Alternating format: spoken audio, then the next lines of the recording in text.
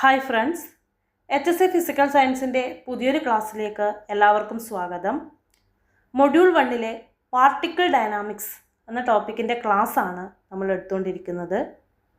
കഴിഞ്ഞ ക്ലാസ്സിൽ നമ്മൾ ഡിസ്കസ് ചെയ്തത് ചലന സമവാക്യങ്ങളെ പറ്റിയാണ്. അതുമായി ബന്ധപ്പെട്ട പ്രോബ്ലംസും നമ്മൾ കഴിഞ്ഞ ക്ലാസ്സിൽ ഡിസ്കസ് ചെയ്തു. ഈ ക്ലാസ്സിൽ നമ്മൾ ഡിസ്കസ് ചെയ്യാൻ പോകുന്നത് ചലന നിയമങ്ങളെ പറ്റിയാണ്. ചലന നിയമങ്ങൾ പഠിക്കുന്നതിന് മുൻപായി നമുക്ക് അതുമായി ബന്ധപ്പെട്ട ചില ആശയങ്ങൾ മനസ്സിലാക്കേണ്ടതുണ്ട്. അത്തരം ആശയങ്ങളാണ് നമ്മൾ ഇന്നത്തെ ക്ലാസ്സിൽ ഡിസ്കസ് ചെയ്യുന്നത്. 2 ടീമുകൾ ചേർന്ന് വടം വലിക്കുന്ന ഒരു ചിത്രമാണ് ചുവടെ കൊടുത്തിരിക്കുന്നത്. ചിത്രത്തിൽ നിന്ന് വ്യക്തമാണ് 2 ടീമുകളും വടത്തിൽ ബലം പ്രയോഗിക്കുന്നുണ്ട് എന്ന്. ഇരു ടീമുകളും പ്രയോഗിക്കുന്ന ബലം തുല്യമാണോ? അല്ല അല്ലേ. ഗേൾസ് ടീം പ്രയോഗിക്കുന്ന F1 എന്ന ബലം ബോയ്സ് ടീം പ്രയോഗിക്കുന്ന F2 എന്ന ബലത്തേക്കാൾ വലുതാണ് എന്ന് മനസ്സിലാകും. അതിനാൽ വടം ഗേൾസ് ടീമിൻ്റെ വശത്തേക്ക് ചലിക്കുന്നു.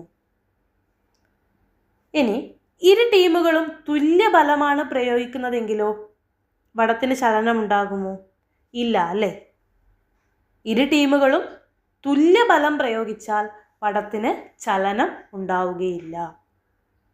അതായത് ചുവടെ തന്നിരിക്കുന്ന ചിത്രത്തിൽ വടം ഗേൾസ് ടീമിൻ്റെ വശത്തേക്ക് ചലിക്കാൻ കാരണമായത് ഗേൾസ് ടീം നൽകിയ അധിക ബലമാണ്. അതായത് ഒരു വസ്തുവിൽ ഒന്നിലധികം ബലങ്ങൾ ഒരേ സമയത്ത് പ്രയോഗിക്കുമ്പോൾ ഈ ബലങ്ങൾ വസ്തുവിൽ ഉളവാക്കുന്ന ആകെ ബലമാണ് സഫല ബലം അഥവാ പരിണത ബലം എന്ന് പറയുന്നത്. ഒന്നുകൂടെ പറയാം. ഒരു വസ്തുവിൽ ഒന്നിലധികം ബലങ്ങൾ ഒരേ സമയത്ത് പ്രയോഗിക്കുമ്പോൾ ഈ ബലങ്ങൾ വസ്തുവിൽ ഉളവാക്കുന്ന ആകെ ബലമാണ് സഫല ബലം അഥവാ പരിണത ഫലം. ഇംഗ്ലീഷിൽ പറയും റിസൾട്ടൻ്റ് ഫോഴ്സ്. ഒരു വസ്തുവിൽ F1 F2 എന്നിങ്ങനെ 2 ബലം പ്രയോഗിക്കപ്പെടുന്നുണ്ട് എന്ന് വിചാരിക്കുക. അപ്പോൾ ആ വസ്തുവിൽ അനുഭവപ്പെടുന്ന ആകെ ബലം അതായത് റിസൾട്ടൻ്റ് ഫോഴ്സ് F എന്ന് പറയുന്നത് F1 + F2 ആയിരിക്കും. നമ്മൾക്കറിയാം ബലം എന്ന് പറയുന്നത് ഒരു സദിശ അളവാണ്. ഇതിന് പരിമാണവും ദിശയും ഉണ്ട്. ഇനി നമുക്ക് പരിണത ബലം കണ്ടെത്താനുള്ള ഒരു പ്രോബ്ലം ചെയ്ത് നോക്കാം. ഇതാണ് പ്രോബ്ലം.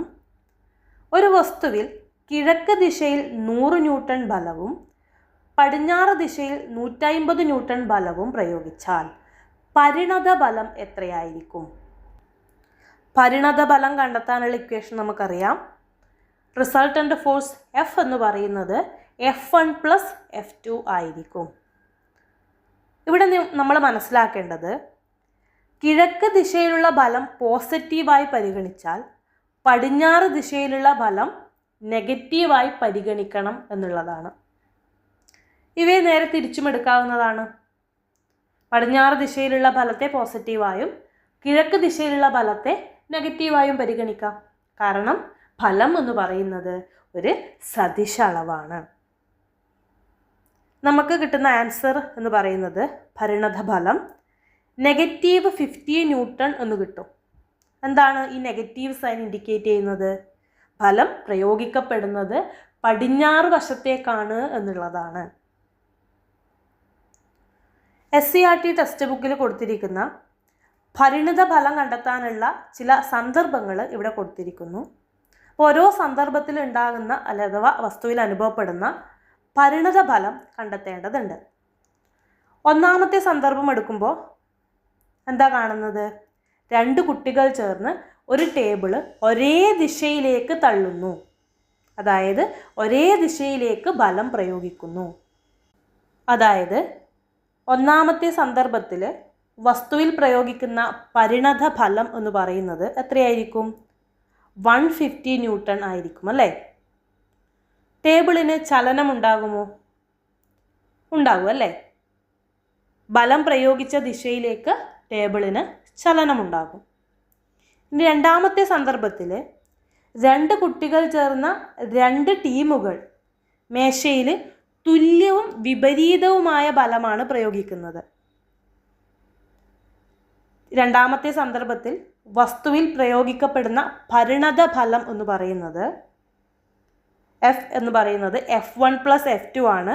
F1 150 ന്യൂട്ടണും F2 -150 ന്യൂട്ടൺ ആണെന്ന് നമുക്ക് മനസ്സിലാക്കാം. അപ്പോൾ പരിണത ഫലം എന്ന് പറയുന്നത് 0 ടേബിളിന് ചലനമുണ്ടാകുമോ? ഇല്ല അല്ലേ? പ്രയോഗിക്കപ്പെടുന്ന പരിണത ഫലം 0 ടേബിളിന് ചലനം ഒന്നും തന്നെ ഉണ്ടാകുന്നില്ല.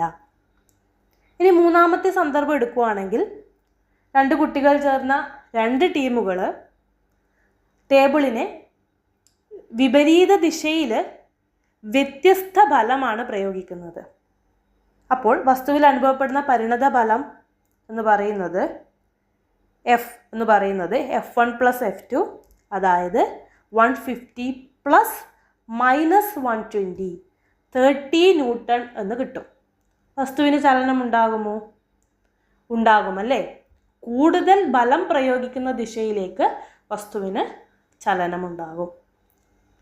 ഇനി നാലാമത്തെ സന്ദർഭം എടുക്കുകയാണെങ്കിൽ ഒരു വ്യക്തി ഒരു വസ്തുവിൽ 300 ന്യൂട്ടൺ ബലം പ്രയോഗിക്കുന്നു. അപ്പോൾ വസ്തുവിൽ അനുഭവപ്പെടുന്ന പരിണത ബലവും അത്ര തന്നെയായിരിക്കും, 300 ന്യൂട്ടൺ തന്നെയായിരിക്കും. വസ്തുവിന് ചലനമുണ്ടാകും, ബലം പ്രയോഗിക്കുന്ന ദിശയിൽ ചലനമുണ്ടാകും. ഇനി അഞ്ചാമത്തെ സന്ദർഭം എടുക്കുമ്പോൾ 2 കുട്ടികൾ ചേർന്ന് ഒരു മേശയിൽ 200 ന്യൂട്ടൺ ബലം പ്രയോഗിക്കുന്നു. ആ വസ്തുവിൽ അനുഭവപ്പെടുന്ന പരിണത ബലം എന്ന് പറയുന്നതും 200 ന്യൂട്ടൺ തന്നെയായിരിക്കും. ടേബിൾ ചലിക്കുമോ? ചലിക്കുമല്ലേ? ബലം പ്രയോഗിച്ച ദിശയിലേക്ക് ടേബിള് ചലിക്കും. ഇനി ആറാമത്തെ സന്ദർഭം എടുക്കുകയാണെങ്കിൽ 2 കുട്ടികൾ ചേർന്ന 2 ടീമുകൾ മേശയെ തുല്യവും വിപരീതവുമായ ബലം പ്രയോഗിക്കുന്നത് നമുക്ക് മനസ്സിലാക്കാം. ഇവിടെ പരിണത ബലം എഫ് എന്ന് പറയുന്നത് 200 + -200 പരിണത ബലം 0 എന്ന് കിട്ടും. വസ്തുവിന് ചലനമുണ്ടാകുമോ? ഇല്ല അല്ലേ? ആറാമത്തെ സന്ദർഭത്തിൽ വസ്തുവിൽ അനുഭവപ്പെടുന്ന പരിണത ബലം 0 വസ്തുവിന് ചലനം ഉണ്ടാകുന്നില്ല എന്ന് നമുക്ക് മനസ്സിലാകും. ഇവിടെ തന്നിരിക്കുന്ന 6 സന്ദർഭങ്ങളിൽ വസ്തു ചലിക്കുന്ന സന്ദർഭങ്ങളും ഉണ്ട്, വസ്തുവിന് ചലനം ഉണ്ടാകാത്ത സന്ദർഭങ്ങളുമുണ്ട് അല്ലേ? വസ്തുവിന് ചലനം ഉണ്ടാകാത്ത സന്ദർഭങ്ങളിൽ പരിണത ബലം 0 എന്ന് വ്യക്തമാണ്. അതായത് ഒരു വസ്തുവിൽ അനുഭവപ്പെടുന്ന പരിണത ഫലം 0 പ്രയോഗിക്കപ്പെട്ട ബലങ്ങളെ സന്തുലിത ബലങ്ങൾ എന്ന് പറയുന്നു.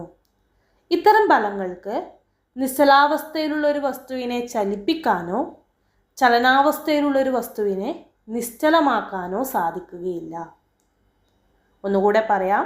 ഒരു വസ്തുവിൽ അനുഭവപ്പെടുന്ന പരിണത ഫലം 0 പ്രയോഗിക്കപ്പെട്ട ബലങ്ങളെ വിളിക്കുന്ന പേരാണ് സന്തുലിത ബലങ്ങൾ അഥവാ ബാലൻസ്ഡ് ഫോഴ്സ്. സന്തുലിത ബലങ്ങൾക്ക് ഒരു വസ്തുവിനെ ചലിപ്പിക്കാനോ നിശ്ചലാവസ്ഥയിലുള്ള ഒരു വസ്തുവിനെ ചലിപ്പിക്കാനോ ചലനാവസ്ഥയിലുള്ള ഒരു വസ്തുവിൻ്റെ ചലനദിശയ്ക്കോ വേഗത്തിനോ മാറ്റം വരുത്താനോ കഴിയില്ല.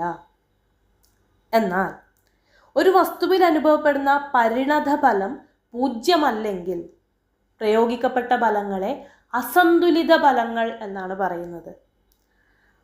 അസന്തുലിത ബലങ്ങൾക്ക് നിശ്ചലാവസ്ഥയിലുള്ള ഒരു വസ്തുവിനെ ചലിപ്പിക്കാനോ ചലനാവസ്ഥയിലുള്ള ഒരു വസ്തുവിൻ്റെ ചലനദിശയ്ക്കോ വേഗത്തിനോ മാറ്റം വരുത്താനും കഴിയും എന്ന് മനസ്സിലാക്കി വെക്കുക. ഇവിടെ ഒരു ചിത്രം കൊടുത്തിരിക്കുന്നു. ആ ചിത്രത്തിൽ ഒരു വ്യക്തി ഒരു വാഹനത്തെ അതിനകത്ത് നിന്ന് തള്ളുകയാണ് ചെയ്യുന്നത്. വാഹനം ചലിക്കുമോ? ഇല്ലയോ? ചലിക്കില്ല അല്ലേ? കാരണം എന്താണ്? വാഹനത്തിൽ ബലം പ്രയോഗിക്കുന്നില്ലേ? പ്രയോഗിക്കുന്നുണ്ട്. വാഹനത്തിൽ പ്രയോഗിക്കുന്ന ബലം ആന്തരിക ബലമാണ്.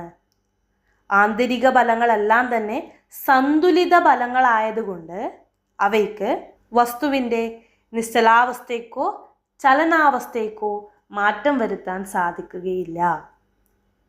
ഒന്നുകൂടെ പറയാം. എല്ലാ ആന്തരിക ബലങ്ങളും സന്തുലിത ബലങ്ങളാണ്. അതിനാൽ അവയ്ക്ക് വസ്തുവിൻ്റെ നിശ്ചലാവസ്ഥയ്ക്കോ ചലനാവസ്ഥയ്ക്കോ മാറ്റം വരുത്താൻ സാധിക്കുകയില്ല. അതുകൊണ്ടാണ് ഒരു വാഹനത്തിൻ്റെ അകത്തു നിന്ന് അതിനെ തള്ളിയാൽ വാഹനം ചലിക്കാത്തത് എന്ന് മനസ്സിലാക്കണം. അപ്പോൾ എല്ലാ ബലങ്ങൾക്കും ചലനം ഉണ്ടാക്കാൻ സാധിക്കുമോ? ഇല്ല അല്ലേ? അസന്തുലിതമായ ബാഹ്യബലം പ്രയോഗിച്ചാൽ മാത്രമേ വസ്തുവിൻ്റെ നിശ്ചലാവസ്ഥയ്ക്കോ ചലനാവസ്ഥയ്ക്കോ ചലനദിശയ്ക്കോ വേഗത്തിനോ മാറ്റം വരുത്താൻ കഴിയുകയുള്ളൂ എന്ന് മനസ്സിലാക്കുക. ഇന്നത്തെ ക്ലാസ്സിൽ നമ്മൾ പഠിച്ചത് ബലത്തെക്കുറിച്ചാണ്. ബലത്തെ നമുക്ക് രണ്ടായിട്ട് ഡിവൈഡ് ചെയ്യാം. ബാഹ്യബലം എന്നും ആന്തരിക ബലം എന്നും. ബാഹ്യബലത്തെ നമുക്ക് സന്തുലിത ബാഹ്യബലം എന്നും അസന്തുലിത ബാഹ്യബലം എന്നും രണ്ടായിട്ട് വേർതിരിക്കാം. നമുക്കറിയാം, സന്തുലിത ബാഹ്യബലത്തിന് ഒരു വസ്തുവിൻ്റെ ചലനാവസ്ഥയ്ക്കോ നിശ്ചലാവസ്ഥയ്ക്കോ മാറ്റമുണ്ടാക്കാൻ സാധിക്കുകയില്ല.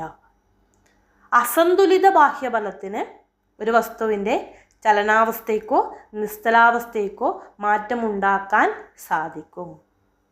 ഇനി ആന്തരിക ബലം, എല്ലാ ആന്തരിക ബലങ്ങളും സന്തുലിത ബലങ്ങളാണ്. അവയ്ക്ക് വസ്തുവിൻ്റെ ചലനാവസ്ഥയ്ക്കോ നിശ്ചലാവസ്ഥയ്ക്കോ മാറ്റമുണ്ടാക്കാൻ സാധിക്കുകയില്ല എന്നും മനസ്സിലാക്കാം. ഇനി അടുത്ത ക്ലാസ്സിൽ നമ്മൾ പഠിക്കാൻ പോകുന്നത് ഗലീലിയോയുടെ ഒബ്സർവേഷൻസിനെ കുറിച്ചും ഒന്നാം ചലന സമവാക്യത്തെക്കുറിച്ചുമാണ്. ക്ലാസ്സുകൾ ഇഷ്ടപ്പെടുന്നുണ്ടെങ്കിൽ ലൈക്ക് ചെയ്യുക, ചാനൽ സബ്സ്ക്രൈബ് ചെയ്യുക.